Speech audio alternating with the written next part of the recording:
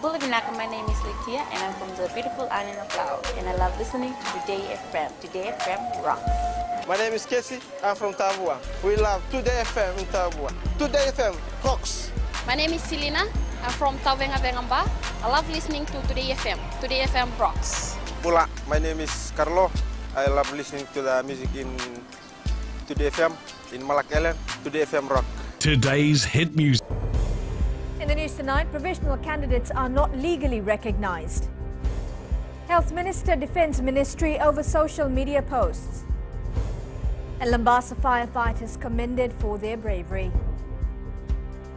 From the studios of FBC Suva, Amrita Sagar. The announcement of provisional candidates by a political party to contest this year's general election is not recognized by the Fijian Elections Office. This was highlighted by Election Supervisor Mohammed Saneem, where he also revealed there have been complaints regarding activities carried out by some provisional candidates. Kelly Vadala reports. 3 political parties have announced some of their provisional candidates for the national poll. However, the Fijian Elections Office says this is not legally recognized. There is no such thing as a provisional candidate in the law. Parties, according to their own campaign framework, have developed this concept. They are my provisional candidates. That's with the party. It's at their level. But it's not officially recognized by us. When it comes to an election, the Fijian Elections Office maintains information and data and releases information and data that is legally required by, and that's what we do. Saneem is calling on political parties to follow the Code of Conduct in the Political Parties Act to help guide their provisional candidates. There has been some activity and complaints being raised around behavior of some of the provisional candidates.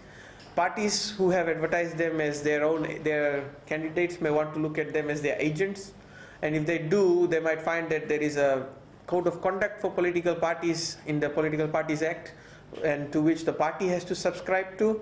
Political parties are also subject to a code of conduct and must strictly adhere to its provisions.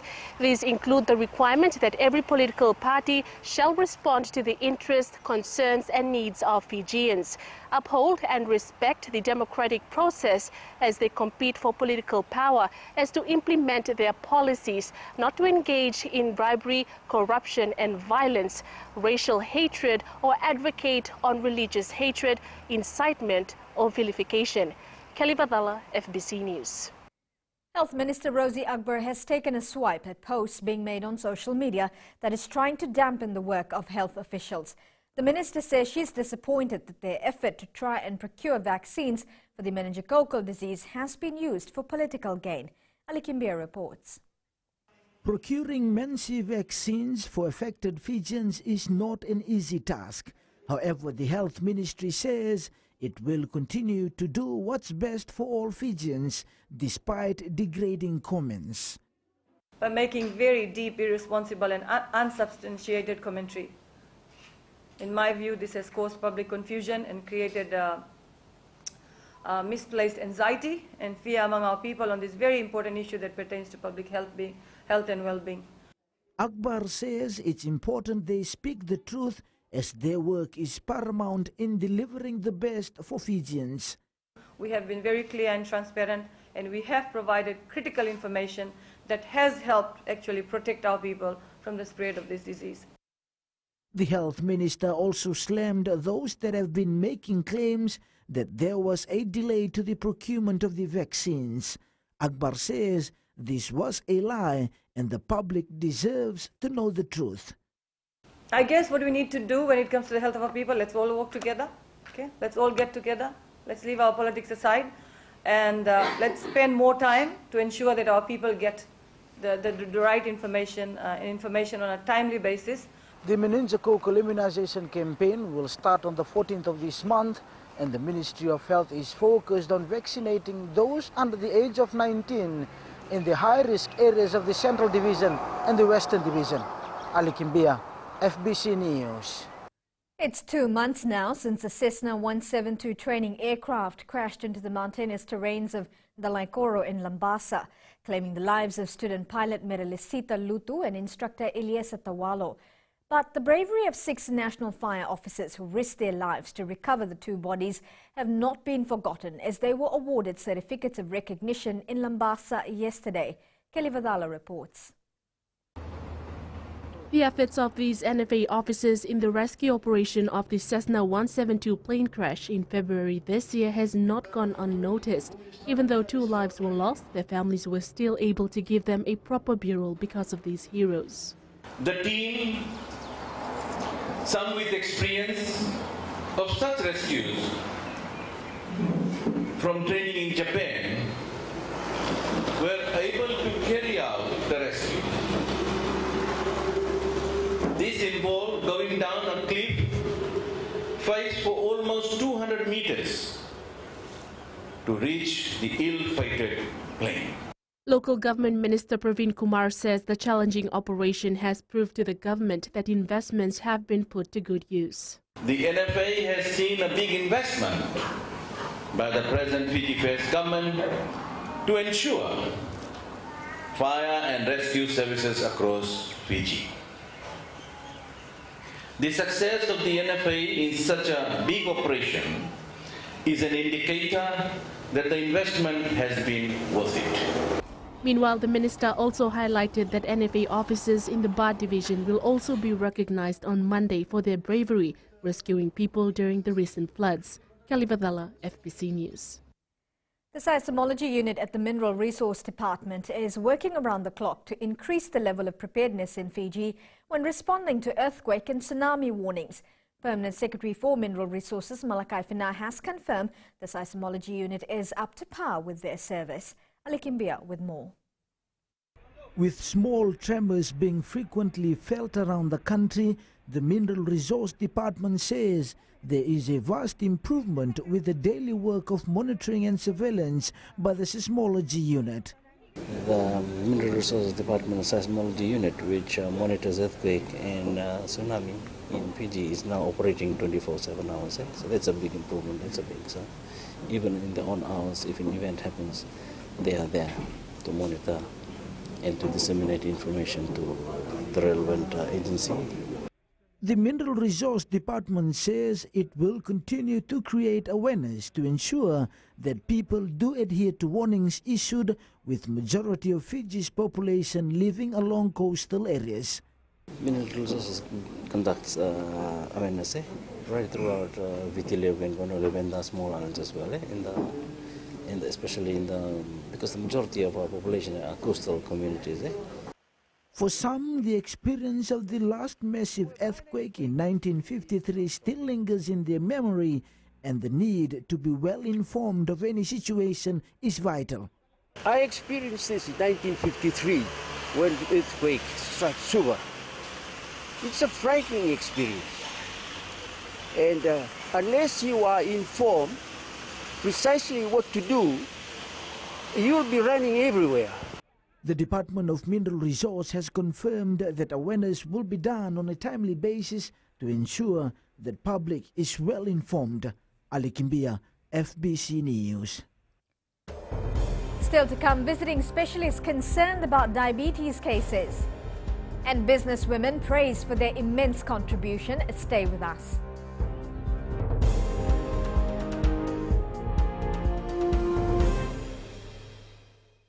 Bula, kera mai singatoka, kera ndo talita kana varorong na Radio Fiji 1 and domoy viti.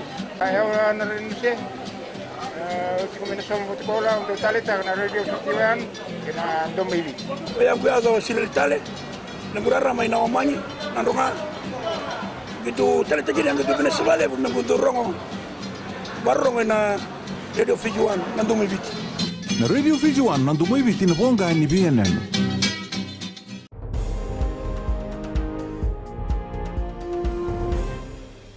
The growing number of diabetes for a small island nation like Fiji is shocking, says Director of Sri Satyasai Sanjeevani Medical Centre, Dr. Kripali Tappu. She says the new Sai Medical Centre in Nesese will provide support for those living with diabetes through professional healthcare. Catherine Krishna reports. Having a diabetes specialist in the health centre to screen diabetic patients and provide advice on how to control sugar level is one of the ways to address this issue. Our doctors, of course, will be managing diabetes. We're going to have nurses as well who are going to help out now. goal is also to train some of these nurses to become diabetic educators. We know that diabetes is a lifestyle disease. It's not something that you can cure or just fix. It's something you have to manage all your life. India's Sri Satya Sai Sanjeevani Hospital head surgeon Dr. Ashish Katewa says diabetes is a lifestyle disease which can be controlled by eating right. And diabetes, if not treated, is a killing disease. It affects all the organ systems. When I was in Colonial War Memorial Hospital, I've seen many patients with amputation, many patients with festering wounds, and it's because the diabetes has not been controlled. Dr. Tapu says 1 in 3 people in Fiji have diabetes, and it's high time non-communicable diseases like diabetes is controlled. She says patients at the health center will be motivated to control their diet, and proper advice will be provided to them as one of the best means to control this growing issue. Catherine Krishna, FBC News. The Fiji Revenue and Customs Service says seizing hard drugs like methamphetamine in our port of entries should not only be the main focus. FRCS Chief Executive Vishwanath Das says it should also include the competency skills of officers from relevant authorities involved in the seizures. Akusita Tale has more. The Revenue and Customs Service relies heavily on the intelligence they gather from their network, which enables them to seize drugs and catch the suspects. If the hits are successful, meaning more meth is captured, so you tend to say that there's more in the country. But I think we can also look at it the competency of our people, and we are discovering that. So that's a good. Vishwanath Das says with successful arrests done over recent years, it's only a matter of further enhancing skills for both officers and dog units. He adds there should also be an increased collaboration between Fiji and other countries to curb the hard drugs issue. And because Fiji tends to be a sort of a transit hub, so we have established very good connections with the US, Canada, Australia and New Zealand and the Pacific Oceania countries. So I think there's certainly improvement on that. Meanwhile, the Fiji Police Force recently signed a partnership with their counterparts from China that will enable 20 officers to be trained on how to deal with the growing issue. And that is in particular to synthetic drugs, methamphetamine in particular, identifying of precursors, those little labs that they can use to cook at, and investigations of such things. The police force, together with the Revenue and Customs, are working together to crack down on hard drugs from entering the country and track the culprits selling these drugs locally.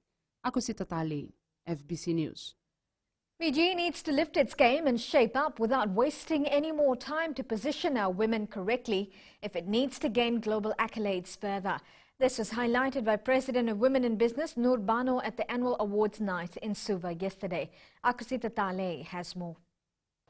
There's a worrying trend in the staggering number of female CEOs, and the women in business say there's still a reluctance in appointing women to the top job. Women continue to be underrepresented in decision-making positions, boards and policy-making levels, thereby perpetuating their lack of participation in that process, translating in rather weak and non-conducive environments for their progress and development.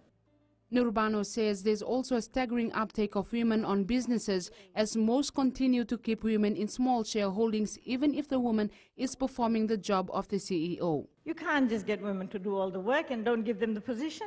I mean, seriously? This simply means that women are being used to do the hard work and be the operator while not being the boss. What's the big deal about being the boss? It's hard work. Meanwhile, it was a night to end a long week of business and work as the country's leading women were commended for their contribution to society. Managing Director of Fiji Weddings based in Nandi, Kim Beddoes, scoped the top title of Businesswoman of the Year. A very big thank you and congratulations to every single female candidate in every single party for having the courage to stand up and be counted and become leaders of the nation. Other awards included Kashvi Suku as Aspiring Entrepreneur of the Year. Manager of the Year went to Rachel Romko. Executive Manager of the Year for the private sector was awarded to Lailani Burns. Executive Woman of the Year for public sector, Raicheli Tanga. Private Sector Executive Woman of the Year, Karen Lobandon. And Excellence and Commitment Special Award to Lorraine Sito. Akusita Tale, FBC News. The Old Scholars of St. Peter Chanel School in Coral Coast, Singatoka reunited to raise money to build 2 more classrooms for the school. This was done in conjunction with old scholars from Fiji and those residing overseas to give back to the community that helped get their education. One of the old scholars, Vittori Ndomindome, says they collected money as soli, which will now be used to build more classrooms for the children of the community. He says the number of children attending school is increasing, and as a result they plan to fundraise for a worthy cause. He says the old scholars will continue such fundraising so that they can help their communities and the younger generation get better education. So we've been raising money, and again, this 50th anniversary, as it was mentioned before, that we'll be doing a soli again. That's just to include the money that we raised last year, which is 21 grand. So we just want to top that up so we can build 2 classrooms. Residents in the north can now receive fast internet network following the announcement of Digicel Fiji's 4G Plus upgrade in Lambasa yesterday. This will greatly benefit Digicel users in Lambasa, Savusavu, Taviuni and Nambawalu. The central Lambasa towns, including the main residential areas of Wunika, Tambia, Wailevu, Bulileka and Dalai Lambasa, FSC Compound and Waingele Airport are now switched onto Digicel's 4G Plus network. The west of Taviuni, including Waiavo, is also on Digicel 4G Plus. Up ahead in sports, second half comeback for Nadroga beats Suva. And Bar Women's Football retained title. This and more after the break.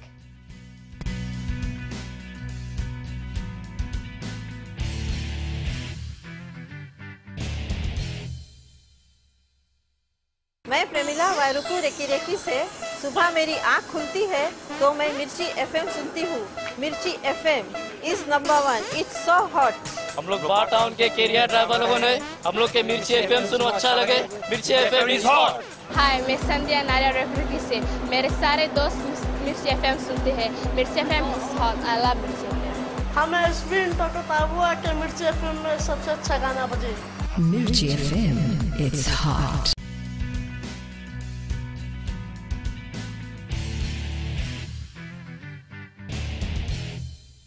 Nadroga has again proved to be the nemesis for Suva as they beat the capital's side 32 points to 26 in the second round of the Skipper Cup competition.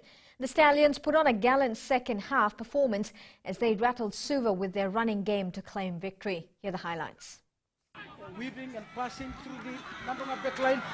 It's Nadroga backline of 2. Yes, it's a try by William and Bolalelai. Pass to Chone Kurundondo, but was stopped. Yes, it's just Suva's defense. Suva managed to kick that. It was a free-for-all ball, and Suva managed to kick that and resulted in a try. Onto Ratu Nayaravoro to Ilesa Leather, and it's a try by Uliasi Lawavo, attacking Suva players in that process and resulted in a kick, but still onto the Suva's territory. They are trying to play on their own territory, and it's a zigzag by Suva Satereki Rawamba. And the kick by Satereki Rawamba, only Satereki Rawamba in this, it will be a try. It was a miscommunication. It's Manu Langai.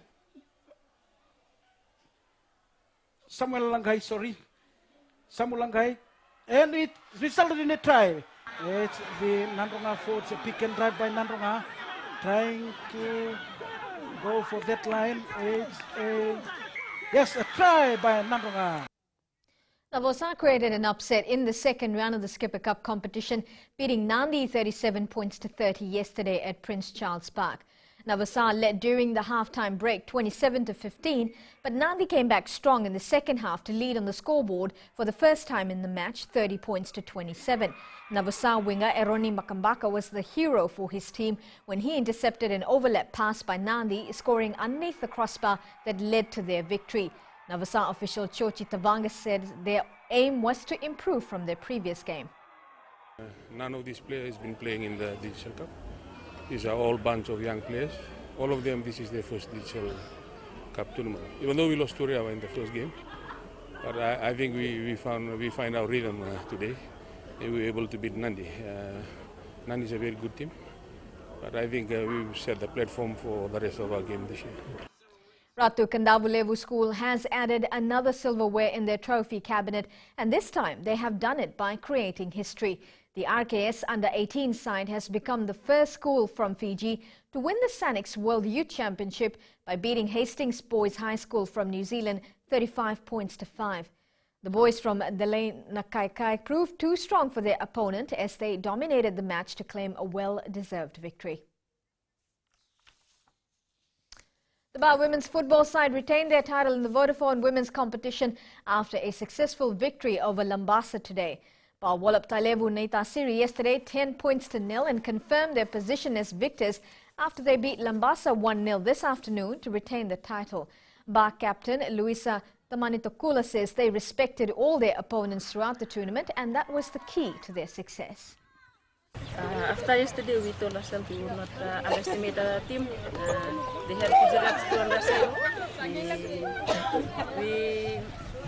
Coaches told us just to take this game as a final and take it as if we were playing a better team than us.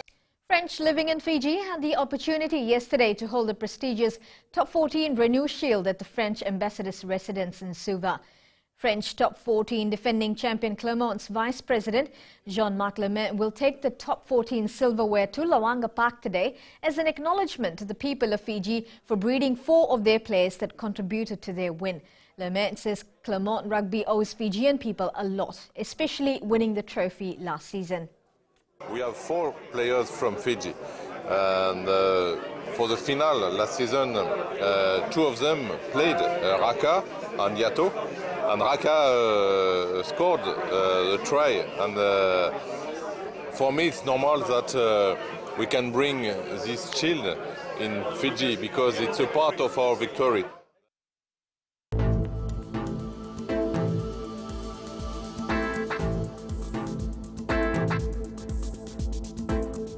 Fine weather was experienced over the Fiji group today. Taking a look in the burning west, it was humid with some sun and cloudy conditions experienced later in the afternoon. And from Pacific Harbour to Suva, similar conditions prevailed with Rakiraki recording the hottest at 31 degrees. And up north, Namawalu and Savusavu recorded the lowest temperature at 28 degrees. At sea, south to southeast winds 15 to 20 knots. It will be cool at night. Now for the fishermen, high tide is at 10 p.m. with low tide at 4:32 p.m. Sunrise will be at 6:21. For tomorrow, it will be a gloomy Sunday, so don't forget to take an umbrella with you if you're planning for an outing. Tomorrow's temperatures, majority centres will be at 29 degrees. And looking further on to Monday, more gloomy conditions are ahead of us. Recapping the main stories, provisional candidates are not legally recognised. Health Minister, Defence Ministry over social media posts, and Lambasa firefighters commended for their bravery. For these stories and others, you can tune in daily to our sister radio station Gold FM for our poll question segment, and we're asking, are you going to take up the offer of getting shares in EFL? You can visit our FBC website to answer. Do send us newsworthy pictures and videos on email fbcnews@fbc.com.fj or share it with us via our Facebook page FBC News, or you can also follow and tweet us your news tips at FBC News or simply hashtag FBC News. And that was your FBC News for tonight. Until next time, good night.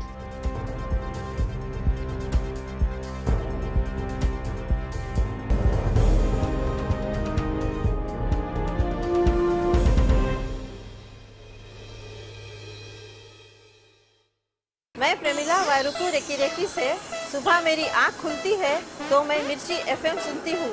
मिर्ची FM is number 1. It's so hot.